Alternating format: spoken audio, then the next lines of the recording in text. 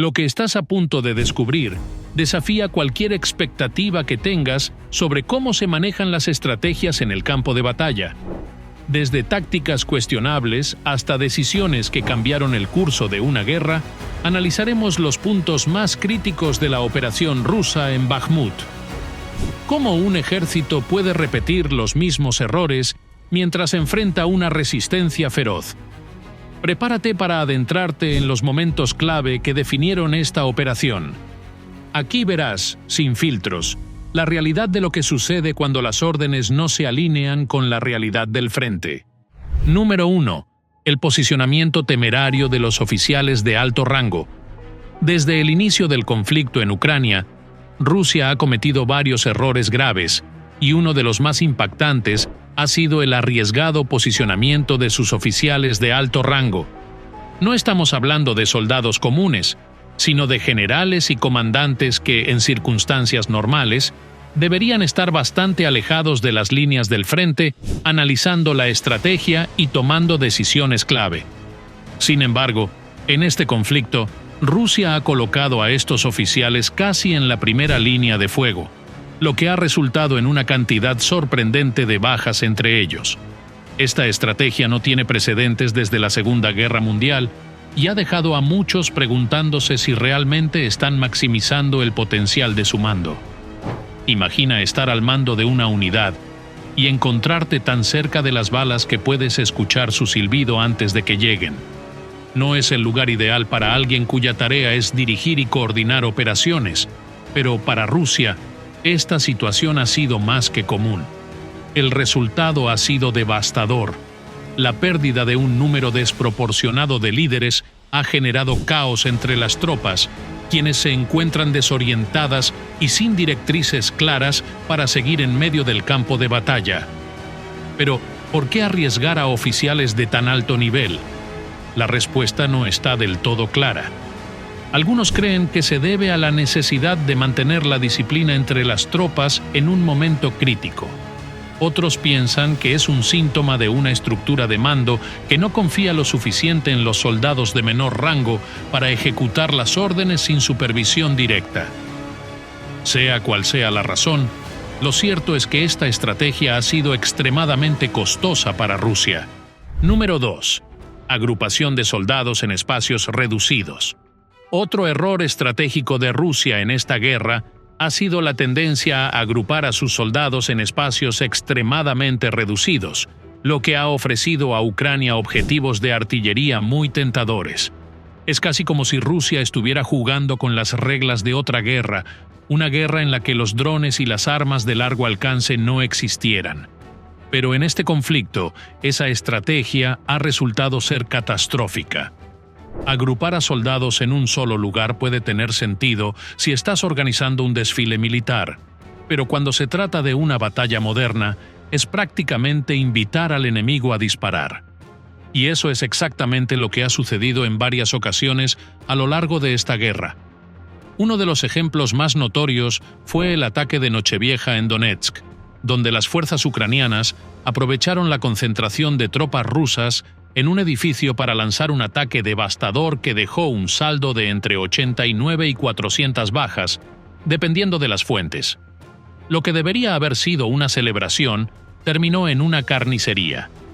Esta tendencia a agrupar a las tropas en espacios reducidos no es nueva en el ejército ruso. De hecho, ha sido una práctica común desde la Segunda Guerra Mundial, cuando los combates cuerpo a cuerpo y las ofensivas masivas eran más comunes. Sin embargo, en la guerra moderna, donde la precisión y la movilidad son esenciales, esta táctica ha demostrado ser desastrosa. Los drones ucranianos y su artillería de largo alcance han convertido a estos grupos de soldados en blancos fáciles, lo que ha resultado en un alto número de bajas y en una disminución de la moral entre las tropas. Número 3. La falta de capacidad de decisión en las tropas. Uno de los problemas más importantes que enfrenta el ejército ruso en esta guerra es la falta de autonomía de sus soldados. En un ejército bien entrenado, se espera que las tropas puedan tomar decisiones rápidas y efectivas sobre la marcha, ajustándose a las circunstancias cambiantes del campo de batalla. Sin embargo, en el ejército ruso, esta capacidad de reacción rápida está casi completamente ausente. Todo debe pasar por el mando superior, lo que genera una tremenda rigidez y ralentiza las operaciones. En medio de un conflicto donde la velocidad y la adaptabilidad son esenciales, esta es una desventaja crítica. Imagina ser un soldado ruso en medio de un enfrentamiento, viendo cómo la situación se desmorona rápidamente a tu alrededor. Sabes que necesitas cambiar de táctica para sobrevivir, tal vez moverte a una mejor posición o incluso retirarte para reagruparte. Pero no puedes hacer nada de esto sin recibir órdenes. Estás obligado a seguir instrucciones estrictas que, en muchos casos, no tienen sentido en ese momento porque no están actualizadas a la realidad de lo que está ocurriendo en el campo de batalla. Este tipo de rigidez ha llevado a que las tropas rusas sean superadas por las fuerzas ucranianas, que han demostrado ser mucho más ágiles en su toma de decisiones. Los comandantes ucranianos permiten a sus soldados de menor rango actuar con autonomía cuando la situación lo requiere, lo que les ha dado una gran ventaja. En contraste, las tropas rusas se encuentran atrapadas en un ciclo burocrático en el que deben esperar órdenes antes de poder reaccionar, incluso cuando el enemigo ya ha tomado la iniciativa. Número 4. Las oleadas de ataque estilo Zerg en Bakhmut. Si eres fanático de los videojuegos de estrategia, probablemente estés familiarizado con la táctica de enviar oleadas de unidades sin pensar demasiado en la estrategia. En el caso de la batalla de Bakhmut, Rusia ha llevado esta táctica al extremo, enviando una cantidad incesante de soldados en oleadas contra las líneas ucranianas, una y otra vez, como si fueran los Zerg del famoso juego de StarCraft. Aunque puede sonar como una estrategia audaz y de fuerza bruta, la realidad es que ha sido catastrófica para las fuerzas rusas. La idea detrás de esta táctica es simple: enviar a suficientes soldados para desgastar a las defensas ucranianas, obligándolas a retroceder o ceder por pura fatiga. Sin embargo, en la práctica, lo que ha ocurrido es que los soldados rusos han sido enviados al matadero. Estas oleadas de ataque, que a menudo se realizan sin el apoyo adecuado de artillería o coordinación estratégica, han resultado en una tasa de bajas alarmantemente alta. La carnicería que se ha visto en Bakhmut es casi indescriptible. Los soldados rusos, muchos de ellos mal entrenados y sin experiencia, han sido lanzados a la batalla con pocas esperanzas de sobrevivir. El resultado ha sido lo que algunos analistas militares han llamado una picadora de carne, donde los soldados son simplemente triturados por las defensas ucranianas. La falta de un plan claro, combinado con la insistencia en seguir enviando oleada tras oleada de tropas, ha sido desastrosa para Rusia. Número 5. El descuido en la gestión de vidas humanas. Uno de los temas más inquietantes que ha surgido en el conflicto entre Rusia y Ucrania es la aparente indiferencia del Kremlin hacia las vidas humanas, específicamente las de sus propios soldados. Aunque la guerra siempre tiene un costo humano, las decisiones del mando ruso en este conflicto han llevado esta realidad a un extremo perturbador. La insistencia en seguir adelante con operaciones militares que resultan en enormes bajas, sin considerar alternativas estratégicas menos costosas en términos de vidas, ha dejado claro que para el Kremlin, las vidas de sus soldados son poco más que un recurso expendable. Imagina una partida de ajedrez en la que, en lugar de proteger a las piezas clave o intentar una estrategia sofisticada, simplemente lanzas peones una y otra vez, esperando que uno llegue al otro lado del tablero. Esa es la sensación que muchos observadores tienen al ver cómo Rusia gestiona a sus soldados en este conflicto. Las bajas no son solo inevitables en cualquier guerra, sino que en este caso parece que se han convertido en parte del plan. Las vidas humanas se están sacrificando en masa para avanzar unos pocos metros o para desgastar al enemigo.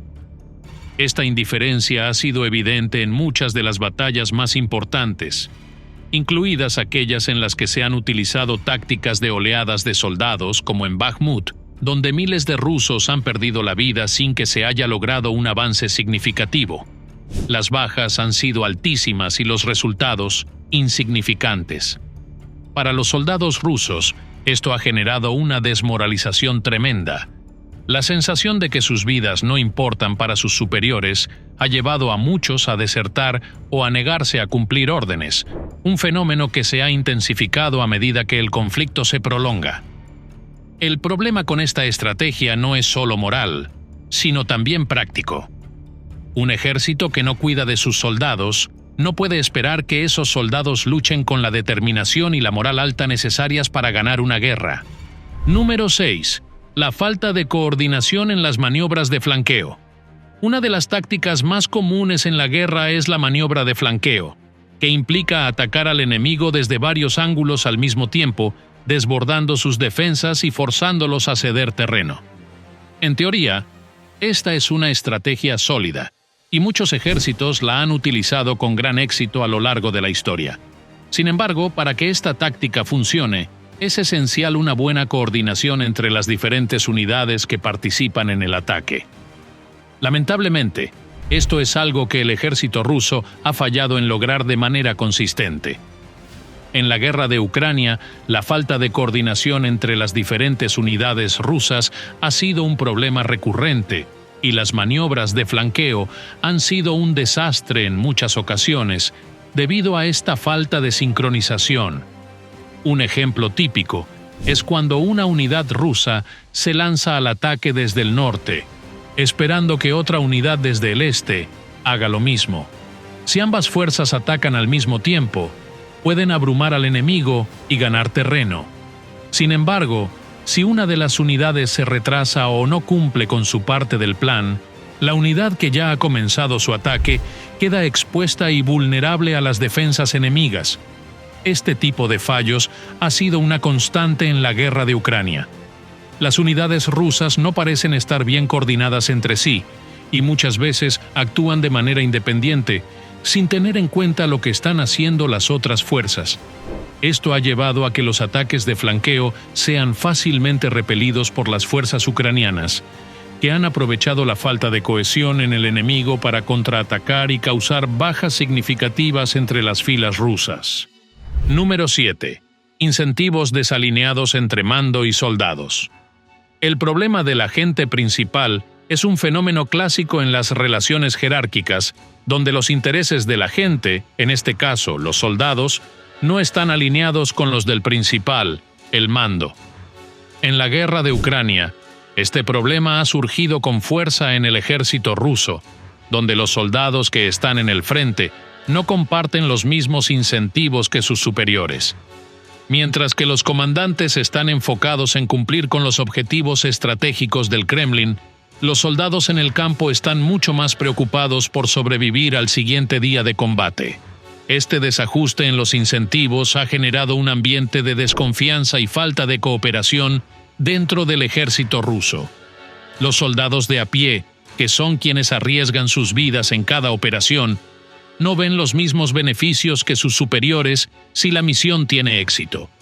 Para los soldados el principal objetivo es salir vivos del conflicto, mientras que para los comandantes el éxito en el campo de batalla es lo más importante. Esta diferencia de prioridades ha llevado a una desconexión entre el mando y las tropas, lo que ha afectado gravemente la efectividad de las operaciones rusas. Imagina estar en el frente, recibiendo órdenes de atacar una posición enemiga extremadamente peligrosa. Sabes que el riesgo de morir es altísimo, y te preguntas si realmente vale la pena arriesgar tu vida por un objetivo que no entiendes del todo. Mientras tanto, tus superiores, que están a salvo lejos del frente, están más interesados en cumplir con las metas establecidas por el Kremlin, sin importar el costo en vidas humanas. Este es el tipo de situación a la que se enfrentan muchos soldados rusos, y la falta de alineación entre los incentivos ha generado un ambiente de tensión y resentimiento dentro del ejército. Número 8. Corrupción y autosabotaje dentro del ejército ruso.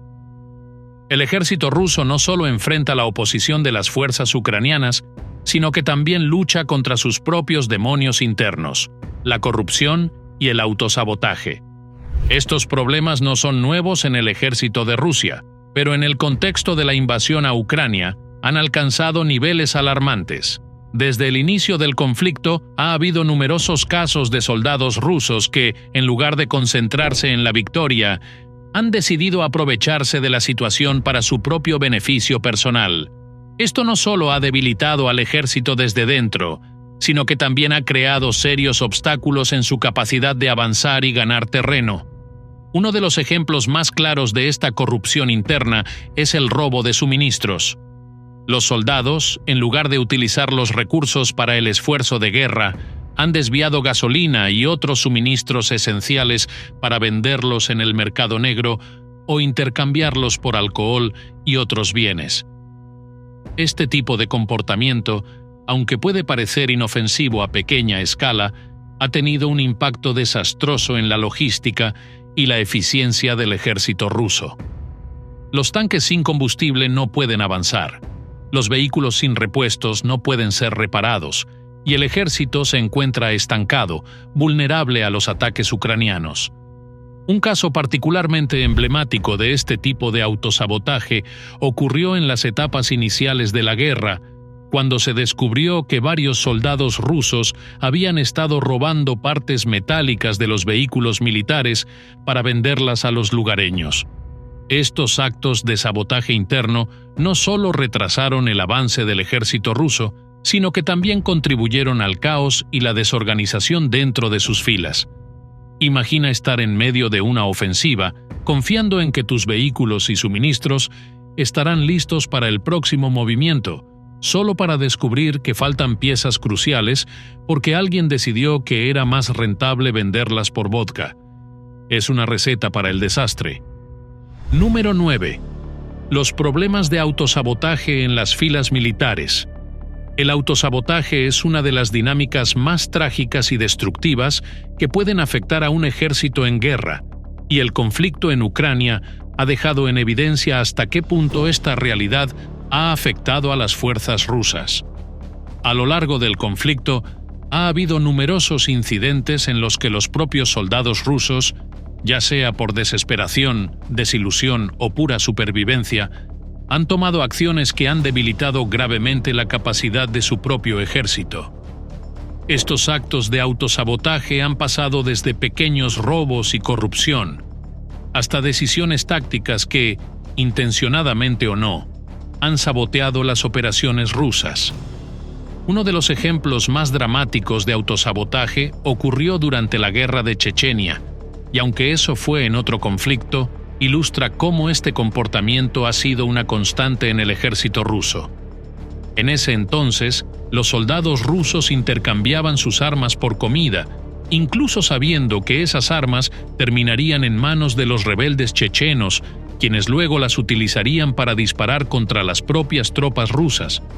Este nivel de autosabotaje, motivado por la necesidad de supervivencia a corto plazo, tiene consecuencias devastadoras a largo plazo, ya que socava la cohesión y la efectividad del ejército en su conjunto. En el conflicto actual, se han reportado casos similares de autosabotaje, donde soldados rusos han vendido suministros esenciales a civiles locales, lo que ha debilitado la capacidad logística del ejército. Aunque para algunos esto puede parecer una cuestión de necesidad inmediata, como obtener dinero para comprar alimentos o bienes básicos, en el contexto de una guerra, estos actos son extremadamente dañinos. Los vehículos sin combustible no pueden moverse, los tanques sin munición no pueden disparar, y los soldados sin suministros no pueden luchar. El autosabotaje, aunque pueda tener una lógica a nivel individual, es desastroso para la operación militar en su conjunto. Número 10. La importancia de resolver el problema del agente principal en el ejército ruso. El problema del agente principal es un desafío estructural que ha afectado gravemente al ejército ruso en el conflicto de Ucrania. Este fenómeno se refiere a la desconexión entre los intereses del principal, el mando, en este caso el Kremlin, y los agentes, los soldados rusos en el campo de batalla. Es una disfunción que se ha manifestado de manera aguda, creando un entorno en el que las tropas no están alineadas con los objetivos de sus superiores y, en muchos casos, están actuando en contra de las órdenes directas. Resolver este problema es crucial para mejorar el desempeño del ejército, pero hasta ahora las soluciones implementadas han sido ineficaces. El conflicto en Ucrania ha mostrado que los soldados rusos, que deberían estar luchando por los intereses del Kremlin, a menudo no tienen un incentivo claro para hacerlo. La cuestión no es solo una falta de moral, sino que muchos de los soldados no ven un beneficio tangible al cumplir con las órdenes que reciben.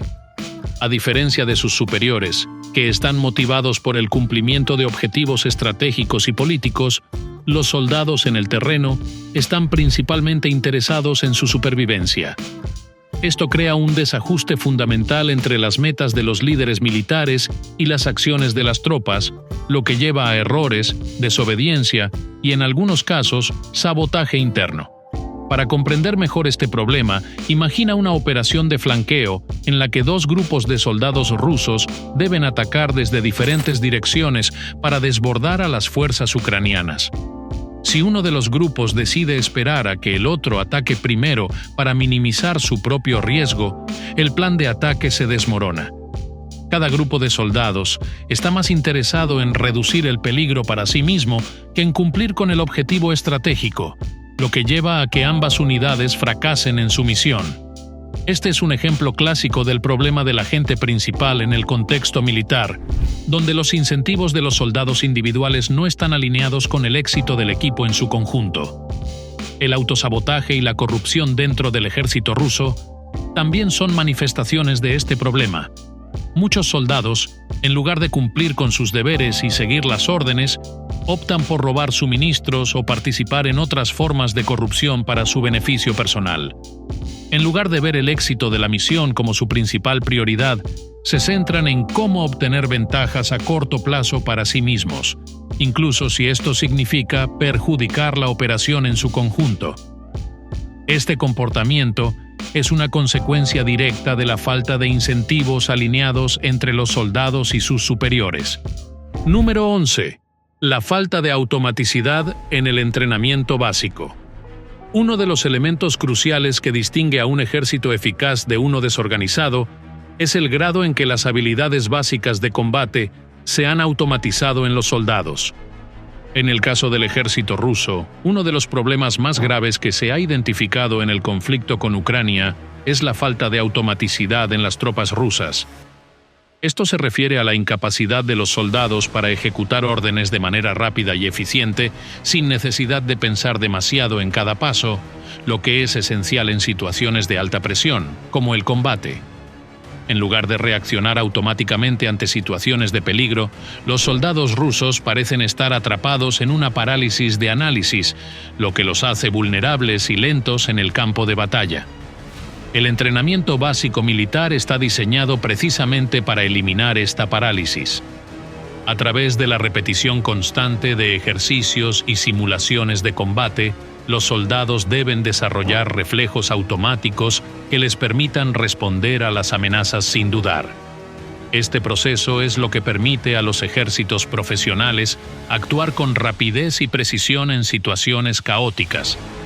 Sin embargo, en el caso de Rusia, el entrenamiento militar parece haber sido inadecuado, o al menos insuficiente para preparar a los soldados para los rigores del combate moderno. Imagina ser un soldado ruso en medio de un ataque ucraniano, con drones volando sobre tu cabeza y el sonido de la artillería a tu alrededor. Si no tienes las habilidades necesarias automatizadas, cada decisión que tomes requerirá un proceso de pensamiento consciente, lo que puede ser fatal en una situación en la que cada segundo cuenta.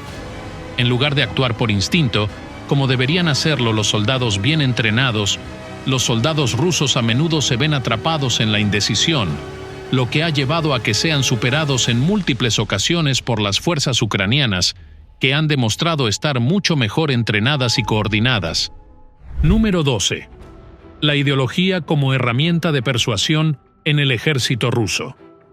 Además de los problemas tácticos y logísticos que enfrenta el ejército ruso en el conflicto de Ucrania, el Kremlin también ha intentado utilizar la ideología como una herramienta para persuadir a sus tropas a seguir luchando. La guerra no solo se gana con armas y soldados bien entrenados, sino también con la convicción de que el objetivo por el cual se lucha es justo. Sin embargo, la estrategia ideológica del Kremlin ha demostrado ser limitada, ya que muchos soldados rusos no están convencidos de la causa por la cual están arriesgando sus vidas. Vladimir Putin, en particular, ha hecho esfuerzos para justificar la invasión de Ucrania mediante la narrativa de que los rusos, los ucranianos y los bielorrusos son parte de un solo pueblo, que debería estar unido bajo una sola bandera. Este argumento fue presentado en un extenso ensayo que Putin publicó en julio de 2021 titulado La unidad histórica de rusos y ucranianos, donde describía a Ucrania como una extensión natural de Rusia y sugirió que el destino de ambos pueblos estaba entrelazado. La esperanza era que esta narrativa ayudara a motivar a las tropas rusas a luchar con determinación, creyendo que estaban defendiendo una causa histórica y cultural. Sin embargo, este esfuerzo ideológico no ha tenido el impacto que el Kremlin esperaba. Aunque algunos soldados pueden haber sido persuadidos por esta narrativa, la realidad es que muchos rusos, especialmente los más jóvenes, no comparten esta visión de la historia. Para ellos, Ucrania es un país soberano, y la invasión no se percibe como una misión de unificación, sino como una guerra innecesaria y violenta. Esta desconexión entre la narrativa oficial del Kremlin y la percepción de muchos soldados en el frente ha generado un vacío ideológico que ha afectado negativamente la moral de las tropas. Imagina ser un joven soldado ruso de poco más de 20 años enviado a luchar en un país que no sientes como parte de tu hogar. Aunque tu gobierno te dice que estás liberando a Ucrania y restaurando la unidad histórica entre los pueblos, no puedes evitar preguntarte por qué los ucranianos no parecen compartir ese entusiasmo. En lugar de ser recibidos como hermanos, te enfrentas a una resistencia feroz que te hace dudar de la veracidad de lo que te han contado. Este tipo de conflicto interno ha sido común entre muchos soldados rusos, lo que ha debilitado su convicción para continuar luchando. Número 13. Supervisión intensiva como estrategia fallida. Rusia ha intentado resolver varios de los problemas de su ejército mediante la supervisión intensiva, una táctica que ha implicado colocar a oficiales de alto rango directamente en el frente de batalla, para asegurarse de que las órdenes se cumplan sin desviaciones. Esta estrategia de supervisión cercana, en teoría, debería garantizar que las tropas de menor rango no tomen decisiones que contradigan las instrucciones del mando. Sin embargo, en la práctica, ha demostrado ser una estrategia fallida con consecuencias devastadoras. La idea detrás de la supervisión intensiva es simple. Si tienes a un oficial al mando observando cada movimiento de sus subordinados, es más probable que estos cumplan con sus órdenes al pie de la letra.